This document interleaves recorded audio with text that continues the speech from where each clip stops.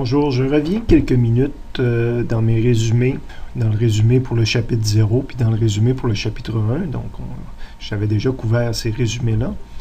Mais après avoir travaillé avec certains étudiants, je m'aperçois que je vais faire ressortir la partie, je disais toujours que c'était des résumés de mes notes de cours, mais je vais mieux faire ressortir la partie formule.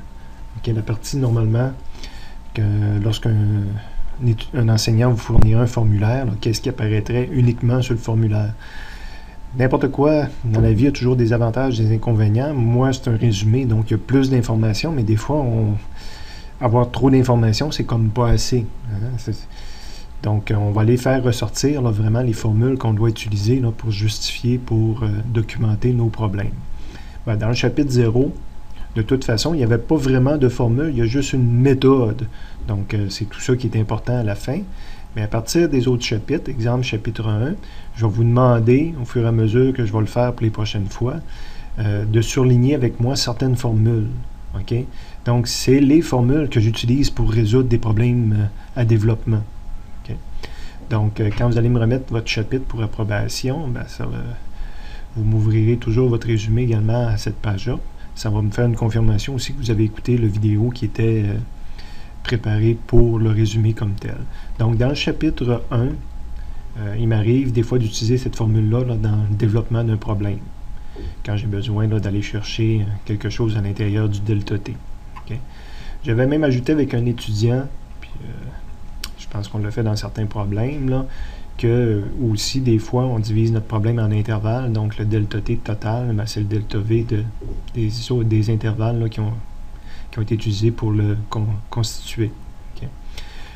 Évidemment, le delta X, des fois, on le développe quand on cherche quelque chose à l'intérieur du delta X. Donc, c'est la formule-là. Puis, même chose pour les intervalles. Des fois, notre delta X total, c'est la somme de plusieurs delta X. Évidemment, la définition de la vitesse moyenne, je l'utilise pour justifier des problèmes. J'ai hésité un bout de temps juste à mettre en jaune cette partie-là, parce que dans le fond, la partie d'à côté, c'est tout simplement d'utiliser les formules en haut. Donc, je pense que je vais le laisser comme ça, dire dans le fond, ça c'est l'utilisation des formules en haut pour aller préciser c'est quoi le delta X, le delta T, mais la formule de base, c'est celle-ci. Évidemment, il y a la version quand je ne m'intéresse pas au signe de la vitesse. Donc, juste à sa valeur absolue, je peux prendre le déplacement en valeur absolue. Ces deux formules-là, dépendant du problème, ça m'arrive de les utiliser. Okay.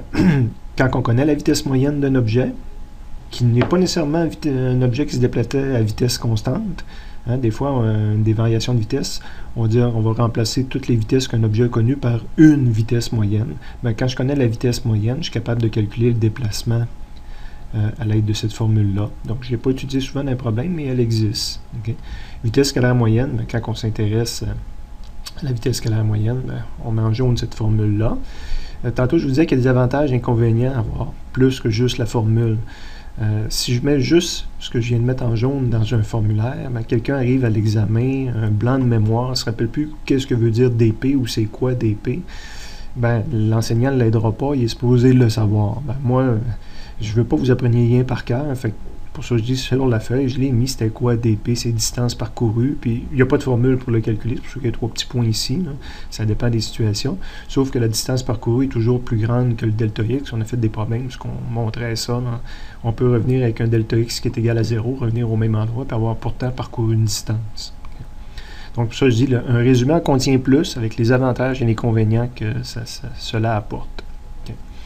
À la deuxième page du chapitre 1, j'ai résolu certains problèmes où on me demandait la vitesse instantanée en calculant la pente du graphique de position. Donc, dans le fond, j'ai utilisé, je vais probablement rebâtir un peu ce résumé-là l'année prochaine, mais si on me demande la vitesse instantanée, je peux la trouver en calculant la pente du graphique x de t, puis le calcul de pente, c'est ma variation sur l'axe des y, donc sur l'axe des y, x2 moins x1, divisé par ma variation sur l'axe des x, qui est du t2 moins t1. Donc, c'est un calcul de pente mathématique. Donc, la combinaison de ces deux jaunes-là, je l'ai utilisée pour résoudre certains problèmes. Le reste, c'est des explications qui peuvent être utiles dans certaines circonstances. Autre outil que j'ai utilisé, j'ai hésité encore une fois, parce que la première partie en haut est déjà précisée ailleurs sur le formulaire. Dans le fond, c'est une dérivée que dit position finale. Je peux la calculer à partir de la position initiale, plus l'aire sous la courbe de Vx de t. Donc, c'est une méthode qu'on a utilisée. Et finalement, dans ce chapitre-là, il y avait également les équations officielles pour le mouvement rectiligne uniforme, ou MU, ou anciennement on l'appelait parfois MRU là, à cause du rectiligne ici. Donc, deux équations, quoique certains livres de physique m'ont donné juste la première, parce que la deuxième, c'est la première qui a été retravaillée. Bon, x final a été remis de ce côté-ci, ça fait x final moins x initial, puis x final moins x initial est égal à delta x.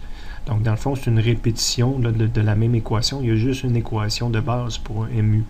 Mais, dépendant que si je préfère travailler avec x final, x initial, ou si je préfère travailler juste avec le déplacement que j'ai besoin de connaître, puis j'ai pas besoin de savoir d'où je partais.